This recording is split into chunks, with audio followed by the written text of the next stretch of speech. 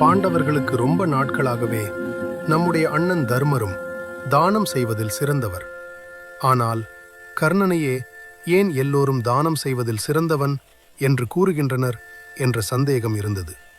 இவர்களின் சந்தேகத்தை அறிந்த கிருஷ்ணன் ஒரு நாள் தங்கமலை, வெள்ளிமலை என இரு மலைகளை உருவாக்கி பாண்டவர்களை அழைத்து, இந்த இரு மலைகளையும் பொழுது சாய்வதற்குள் தருமம் செய்துவிட்டால் தானத்தில் சிறந்தவர் தருமர் என்று நீங்கள் சொல்வதை ஒப்புக்கொள்கிறேன் என்றார்.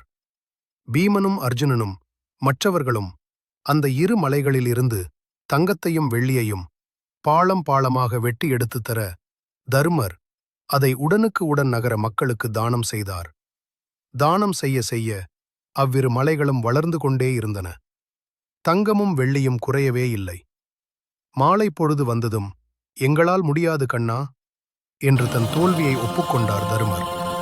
உடனே கிருஷ்ணன் கர்ணனை வரவழைத்து, கர்ணா, இதோ பார், இந்த இரண்டு மலைகளில் ஒரு மலை தங்கமலை, மற்றொன்று வெள்ளிமலை. இதை நீ பொழுது சாய்வது என்று கேட்டார். உடனே கர்ணன், இப்போதே செய்து காட்டுகிறேன் என்று கூறி அங்கிருந்த இருவரை அழைத்து, நீங்கள் இருவரும் ஆளுக்கு ஒரு மமலையாக இவற்றை எடுத்துக் கொள்ளுங்கள் என்று கூறி தனது தர்மத்தை முடித்துவிட்டு கிளம்பினான்.